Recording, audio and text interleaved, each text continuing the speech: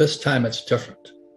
This is the new economy. We are just coming out of the longest bull run in history, 11 years. Started in 2011. And at 2011, I made the biggest fortunes of my life because that was the MBS, mortgage-backed securities, and the CDO crashes, the real estate crashed. And I backed up the truck and I borrowed $300 million to buy the best real estate all across the Southwest.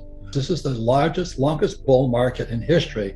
And I look at some of these young kids, and I own some Bitcoin, I own some Ethereum, but they're all saying the same thing. This time it's different, and Bitcoin's crashed. And, the Federal Reserve Bank, I can't believe that. I mean, people say, don't fight the Fed and all this. Well, my question to everybody is this: can the Fed print oil?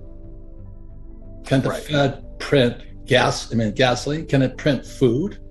But everybody sits there and they've been brainwashed by Wall Street to go, do as the Fed tells you to do. Well, you got to be kidding me. Those guys are the three stooges, Janet Yellen, Biden, and Powell. You got to be kidding me. Why would you listen to them? Volcker saying it's going to crush, so he raised interest rates, right? So Powell is now channeling the spirit of Volcker. And, when Volcker crushed inflation, debt to GDP was 30%. And today it's 125% if you believe the numbers. So if he channels Volcker, and the other thing about history will tell you this: there's never been a soft landing. It's more Fed talk. I've made more money in the last 3 years in my whole life. And so that's what I want to talk about with you today, is that there's other ways of looking at investing, but to think that Powell is going to save you when, as you may know, the reverse repo market is running at $2 trillion a day today. Right. $2 trillion a day. And people are listening to Powell? You got to be kidding me. I own no stocks, bonds, mutual funds, ETFs. I do not touch paper. I'm not saying that you shouldn't, but I think people have been brainwashed by the Fed, the Treasury, and whatever those guys are. Go to school, get a job, pay your taxes, get a high-paying job, and invest for the long term in a well-diversified portfolio of stocks, bonds, mutual funds, ETFs. It was in 1974 when I came back from Vietnam, a two-tour Marine helicopter pilot. I saw communism at work. It was not pretty. And I come back in 1974, they passed ERISA. ERISA stands for 401k right now, or IRA. And I went, oh my God, they're funneling my generation, the boomers, into the stock market. And they don't know anything about money. And in 1974, the biggest exodus, Adam, was school teachers suddenly becoming financial planners. I watched that with horror. Interesting. I watched it in horror. That's the poor leading the blind.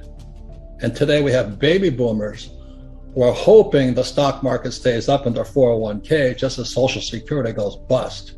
You think that's an accident? That's all I'm saying. I'm just a Marine. I'm a dumbass Marine lieutenant. Flew the gunship, went down 3 times. But today I listen to this bullshit and I go, oh my God, how can we be that stupid? Because we went to school, we did as we're told. Don't fight the Fed, do as the Fed tells you. Invest for the long term, a well-diversified portfolio of stocks, bonds, mutual funds, ETFs. And don't worry, Powell is now channeling Volcker. When the debt to GDP is 120%, you gotta be kidding me. So when they were dropping the interest rates, I thought I died and went to heaven, because I'd buy apartment houses. I own 13,000 apartment houses. Every time the Fed dropped the interest rates, it jacked the value of my properties up, but I also improved the properties and I refinance out. So today I own no money in any of my properties. 13,000 units, all throwing cash. They said in a bull market, even idiots feel smart. I'm listening to all these idiots, after 2011, the market crashed in 2008 because the repo market went bad. And the repo market is the credit of Lehman Brothers and Bear Stearns was bad. And they hammered Bear. Anyway, it's a long story. My friends are all inside that world.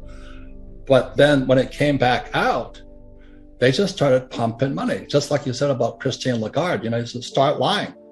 And what they did was they kept printing more money to save a bad economy.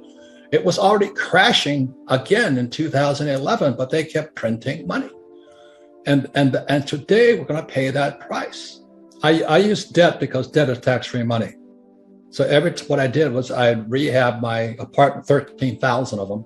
I just kept buying more with the cash flow, and I'd refinance out as interest rates dropped. So I'm in good shape now. Then I set all interest rates right now. So I use debt. And who's that guy who says live debt free? Well, that's his opinion. I don't do that. I don't flip houses. Remember all those guys were flipping? So everybody flipped. No, they were stupid. When the moment you flip, you have a tax consequence. I never flip. I finance out. There's tax-free money. And not only that, is when I started investing, I had to invest at 12% interest rates. I like debt, and I don't pay taxes. Because every time I borrow more money to float my properties, there's 3 types of tax breaks. I got appreciation, depreciation, and amortization. So I zero out. So my cost of money is, my tax on debt is 0. And I use that tax, appreciation, depreciation, amortizations, all in which I poured debt, to offset tax in my income.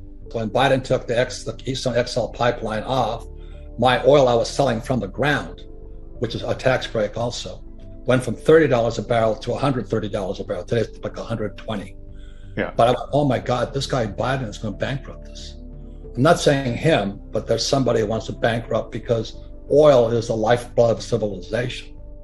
I worked for Standard Oil of California as a tanker officer when I graduated from school. I understand oil. I was on the Alaska pipeline and all this. I'm like, he's screwing us.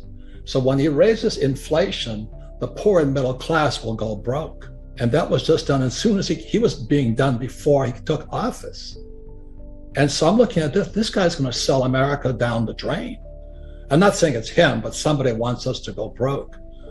And I'm watching this going, oh my God. So what else so I have oil wells. I get tax breaks for those, because I don't invest in oil stocks. I work for Standard Oil, but I don't invest in Standard Oil. I invest in the oil in the ground. I'm a wildcatter. Everybody says don't do it. I don't recommend it, but I like doing it. My gold mines don't do it. I like doing it.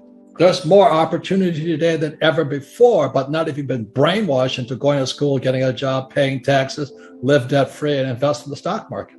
This bubble right now, Adam, is a bigger bubble than 2008. This is the everything bubble. You know, it's going to be not only stocks, bonds, but also credit.